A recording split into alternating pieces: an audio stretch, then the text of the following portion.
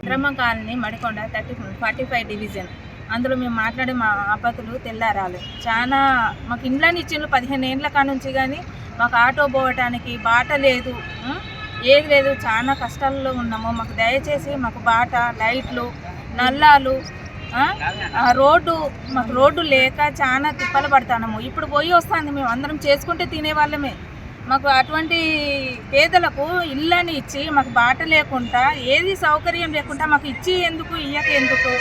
మాకు ఇచ్చిన ఒకటే, ఇయ్యకపోయినా ఒకటే. మేము ఎన్నో ఉంటే ఇచ్చినందుకు మాకు రోడ్లు దయచేసి రోడ్డు ఇవ్వమని మేము కోరుతున్నాము. అడవిలో ఉన్నట్టున్నది, పాములు, తేళ్ళు, లైట్లు లేక చాలా బాధలతోటి ఉంటాము. తిరుమల ఇక్కడే ఉంటున్నాము. కనీసానికి రోడ్డు సౌకర్యం అసలే లేదు. ఇగో ఇతని వాళ్ళ భర్త అటాక్ వచ్చింది. కనీసానికి పడుకుంటా లేసుకుంటా, వర్షాకాలం లేసుకుంటా పోయింది. కానీ సమస్య అదృష్టానికి ఆయనకు స్టంతు పడ్డది, మంచిగా ఉంది. ఇప్పటి వరకు కాలనీలో రోడ్డు పూట నడుచుకుంటూ వస్తుంటే చాలా ఇబ్బందులకు గురైంది. సమస్య 2500 ఇండ్లు ఉన్నాయి మాకు. 2500 ఇండ్లకు కనీసానికి 15 సంవత్సరాల నుంచి 200 ఇండ్లు కూడా ఇప్పటి వరకు పూర్తి చేసుకోలేదు. అంటే మనం ఇక ఏంటిది అనేది ఇక మా మేడం అందరికీ దయచేసి మాకు కాలనీకి సౌకర్యాలు కల్పిస్తే వచ్చే వాళ్ళు ఇల్లు కట్టుకుంటారు. వాళ్ళకు కూడా ఇల్లు కట్టుకునే వాళ్ళకు కూడా కొద్దిగా సహకారం గవర్నమెంట్ నుంచి చాలా అందాలనేసి కోరుకుంటున్నాం. 45 డివిజన్ మేము అక్కడ ఉండబట్టి 15 సంవత్సరాలు అవుతుంది. ఇంతవరకు అక్కడ గుర్తింపు అనేదే లేదు. ఏ ఎమ్మెల్యే కానీ ఎవరు కానీ ఓట్ల కోసమే వస్తూ అంటారు, ఓట్లు అయిపోగానే వెళ్ళిపోతూ ఉంటారు. మమ్మల్ని మేము అక్కడ ఉన్నామని కూడా ఎవరికి తెలియదు. లేడీస్ ఉంటాను, ప్రతి ఒక్కరు బయటకు పోయి పని చేసుకునే వాళ్ళే.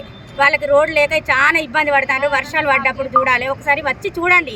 మీరు అందరూ ఎవరైనా ఎమ్మెల్యేలు కానీ కలెక్టర్ కానీ ఒక్కసారి మా మీద దయచేసి మమ్మల్ని కరుణించాలని మేము కోరుకుంటున్నాం. ఒకసారి ఇందిరమ్మ కాలనీ మీద కనకరించండి. అక్కడ నీళ్లు లేవు, రోడ్లు లేవు. పిల్లలు, చిన్న చిన్న పిల్లలు స్కూల్కి పోవాలంటే కూడా చాలా ఇబ్బంది పడతారు. ఎవరికైనా రాత్రిపూట పాము కానీ తేలు కానీ కరిచినా కానీ కుట్టినా కానీ హార్ట్ అటాక్ వచ్చినా కానీ అంబులెన్స్ కూడా రావడానికి చాలా ఇబ్బంది పడుతుంది. అది గేట్ వరకే వస్తుంది, అక్కడికి పోవడానికి మాకు చాలా ఇబ్బంది అవుతుంది. ఇదే విషయం మీరు మీ ఎమ్మెల్యే గారు చెప్పారు? చెప్పినాం, ఎమ్మెల్యే గారిని కలిసినాం, అందరినీ కలుస్తాను. అంటే వచ్చి చూస్తాము చేస్తాము అని అంటారు, కానీ ఎవరు రావట్లేదు, చూడట్లేదు. వాళ్ళ పని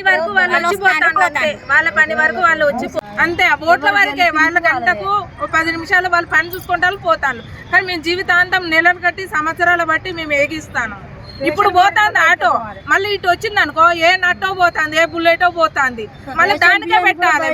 మేము చేసుకున్నది మేము పిల్లలకేం పెట్టాము, చదివించుడు ఏం చదివించుకోము, ఎట్లా చేసుకోము? మేము ఏది లేదు. ఇప్పుడు పోతుంది బైక్.